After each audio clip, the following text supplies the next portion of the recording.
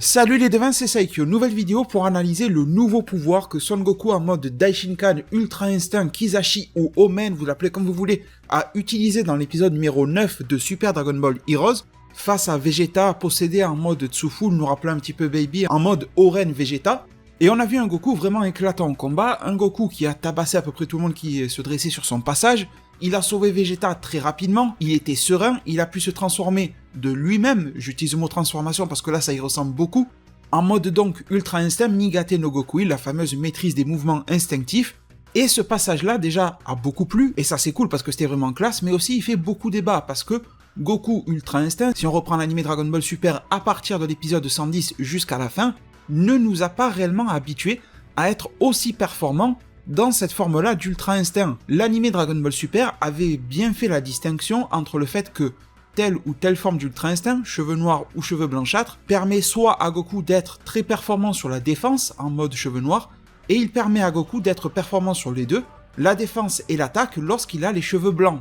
D'ailleurs, petite précision, on n'a jamais vu pour le moment en tout cas de forme de l'Ultra Instinct qui soit uniquement performante sur l'attaque. Pour le moment, on n'a vu qu'une forme défensive aux cheveux noirs et une forme complète. Peut-être qu'un jour Vegeta nous offrira la version offensive, mais il n'a pas l'air réellement se diriger vers ça. Bref, c'est pas le sujet de la vidéo. Ce qui a été étrange, c'est que Goku, sous sa forme Ultra Instinct non maîtrisée, a réussi à être très performant au niveau de l'attaque. Alors, on pourrait se dire qu'en face de lui, il n'avait pas des adversaires extrêmement performants.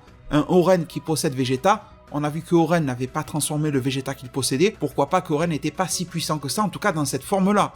Et ensuite, Goku Ultra Instinct ne s'est pas réellement frotté à un gros morceau du type Gatai Zamasu, du type Ahatsu, du type Kamba ou autre. C'est là réellement qu'il pourrait faire ses preuves pour nous montrer à quel point il peut être puissant et capable de défendre et d'attaquer étrangement à la fois sous cette forme préliminaire de l'Ultra Instinct. Eh bien, je pense que l'anime Super Dragon Ball Heroes nous a apporté pas mal d'indices sur cette forme-là de combat de Goku, et qui nous montre aussi comment Goku s'est débrouillé par une nouvelle forme d'utilisation de son pouvoir pour pouvoir allier attaque et défense, et c'est ça que je vais vous montrer aujourd'hui dans la vidéo. Juste avant ça, les devins, j'en appelle à vous tous pour passer sur ma page Utip, le lien est en description. Je pense que vous connaissez tous à peu près le système, ça vous fait regarder une petite publicité de 30 secondes, c'est absolument gratuit pour vous, il n'y a même pas besoin de s'inscrire, et en retour, moi ça m'apporte 5 centimes, donc si vous êtes très nombreux à le faire, ça m'aidera beaucoup, merci énormément à tous. N'oubliez pas aussi en fin de vidéo de mettre soit un pouce bleu, soit un pouce rouge, ça dépend si la vidéo vous plaît ou ne vous plaît pas. Mais en tout cas, pour parler de Goku Ultra Instinct, le combat fut court, le combat fut bref. D'ailleurs, le Daishinkan semble avoir compris que le combat serait un petit peu plié à l'avantage de Goku, vu que le Daishinkan dit à Goku « Allez, c'est bon, je m'en vais, débrouille-toi un petit peu comme tu veux ». Tout le monde est ébahi un petit peu face à ce pouvoir-là, même Ahatsu reste confiant, mais il regarde Goku en signifiant que Goku utilise le pouvoir divin, donc l'Ultra Instinct. Et la chose que l'on constate, je vais vous montrer des captures d'écran, malheureusement je peux pas mettre d'extrait vidéo, vous connaissez les droits d'auteur, etc. Ce que l'on constate dans ce fameux combat de Goku Ultra Instinct face à un Vegeta possédé, c'est que Goku au départ a une très légère aura qui l'entoure. Un petit peu de manière assez traditionnelle pour l'Ultra Instinct, on va dire ça comme ça, ce petit contour blanchâtre lumineux, avec les cheveux de manière habituelle, les yeux etc. argentés, tout ce qui va bien, mais par contre, au moment de combattre, Goku fait quelque chose de très particulier. Regardez bien par exemple les screenshots que je vous montre, mais vous pouvez aller aussi regarder attentivement l'épisode ou le passage de l'épisode dans lequel Goku est en Ultra Instinct. Vous verrez que ces points sont exactement comme je viens de les décrire, entourés d'une sorte d'onde de ki de l'Ultra Instinct qui l'enveloppe, puis tout d'un coup, au moment de passer à l'offensive, on a le point de Goku qui est entouré d'une aura, d'une réelle aura, pas juste un petit filet autour, vraiment une grosse aura, mais le corps de Goku n'est pas entouré de celle-ci. C'est-à-dire que Goku concentre toute une forme d'énergie autour et dans son point. Ça, c'est quelque chose que l'on a déjà vu se faire dans Dragon Ball. On a même vu, je vais pas spoiler, mais quelque chose d'assez similaire se faire dans le film Dragon Ball Super Broly. Je vous laisserai découvrir qui peut le faire, dans quel contexte, etc. Je vais pas afficher d'image ici, c'est pas le but. Mais ce qu'il faut remarquer, c'est la texture de cette aura-là, la couleur et la manière dont elle agit. C'est exactement la même, je suis sûr que vous l'avez tous remarqué, la même que celle de Goku Ultra Instinct maîtrisé, forme aux cheveux blancs, cheveux gris. Donc, pour une raison ou une autre, et je vais faire en sorte de vous l'expliquer dans la suite de cette vidéo-là, Goku a trouvé une solution pour pouvoir attaquer et défendre. Défendre, il sait déjà le faire de base sous cette forme-là, mais pour attaquer, il semble préférable pour Goku de canaliser le ki de l'Ultra Instinct maîtrisé, donc le niveau au-dessus, dans une seule partie de son corps, c'est-à-dire que ses yeux ne changent pas, ses cheveux ne changent pas non plus, ils ne sont pas colorés, ils sont toujours restés noirs, mais c'est uniquement la partie du corps qu'il souhaite utiliser pour attaquer qui va être revêtie de cette forme de ki-là, qui va venir bien sûr amplifier les dégâts, la vitesse, la qualité des mouvements de Son Goku, etc. C'est un peu comme une méthode compensatoire pour pouvoir utiliser l'Ultra Instinct et aussi le maîtriser. Tout comme Goku a pu se transformer en Ultra Instinct Kizashi à volonté. On l'a vu, je l'ai déjà expliqué dans ma précédente vidéo, Goku n'avait pas du tout dépassé ses limites, il l'a fait réellement de lui-même, un petit peu comme si c'était une technique de type Kaioken ou une transformation de type Super Saiyan. Et bien là, au même titre, Goku a décidé qu'il fallait charger ce point-là d'une énergie supérieure, Ultra Instinct maîtrisé, et il l'a fait, il s'est exécuté pour pouvoir être encore plus performant au combat. Rappelez-vous, quand on avait le combat de Goku Ultra Instinct sous cette forme-là, face à la fusion de Kale et Caulifla, la fusion des deux jeunes Saiyans de l'univers 6 arrêtait pas de se prendre des coups de la part de Goku Ultra Instinct, mais à chaque fois elle se relevait en disant que les coups de Goku étaient pas si puissants que ça. Et qu'au final, les deux filles pensaient gagner parce que, bon, mis à part esquiver, Goku n'avait pas réellement de patates sous ses coups. Bon, au final, Goku a trouvé une parade. Encore une fois, vous avez vu que dans cette forme-là, Goku n'arrête pas d'utiliser des parades. Il a esquivé, donc ce qu'il savait faire de mieux, puis il a balancé un Kamehameha. Il a réussi à combiner d'une certaine manière détourné, défensif et offensif. Et bien là, il fait la même chose, mais il le fait en mieux.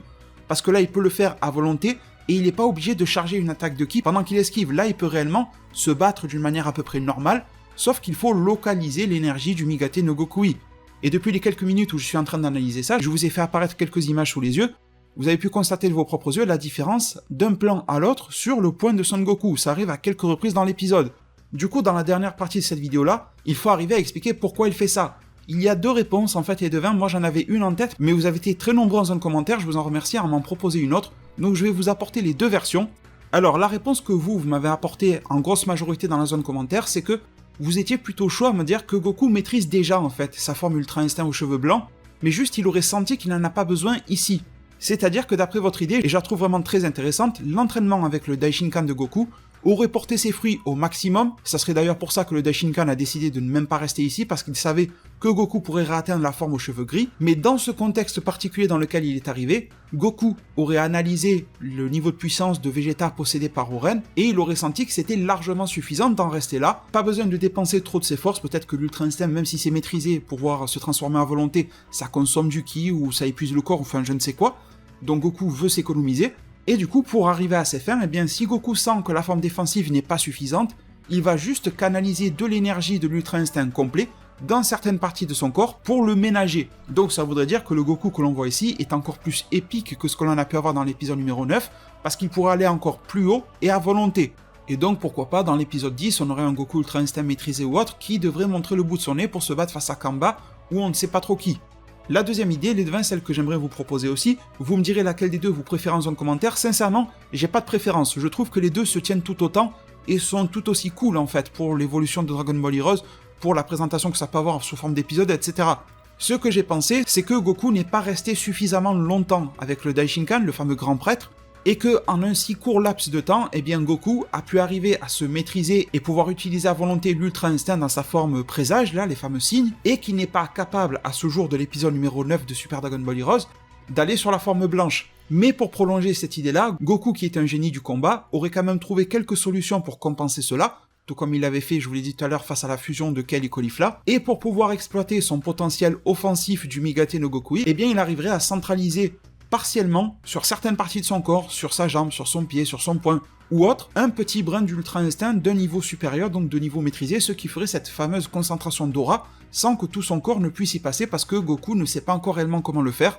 Et même si le Daishinkan doit être un professeur hors norme, eh bien en si peu de temps, entre la fin de l'épisode numéro 6 et ce fameux épisode numéro 9, il s'est passé vraiment que dalle en réalité, eh bien Goku n'a pas pu aller au-delà de ça. Donc un peu plus tard, par le biais d'un entraînement personnel, parce que là le grand prêtre lui a quand même donné les pistes pour arriver à évoluer plus tard, par le biais d'un nouvel entraînement avec Whis ou je ne sais qui, Goku dans d'autres épisodes de Heroes arriverait à développer l'Ultra Instinct aux cheveux blancs de manière totale, à volonté comme il le veut, un peu comme il le fait ici avec le fameux Ultra Instinct Omen. Donc vous voyez qu'il y a deux visions des choses qui sont tout aussi plaisantes, une dans laquelle on penserait que Goku maîtrise déjà tout ce qu'il veut comme il veut, et au contraire il se maîtrise tellement qu'il a jugé pas utile d'aller jusqu'à cette forme maximale de l'Ultra Instinct, ou alors au contraire, si Goku utilise partiellement l'Ultra Instinct maîtrisé, c'est qu'il n'est pas capable encore, malgré le fruit de son entraînement, d'en arriver là, et du coup il utilise quelques moyens détournés pour l'utiliser lors de ses phases d'attaque.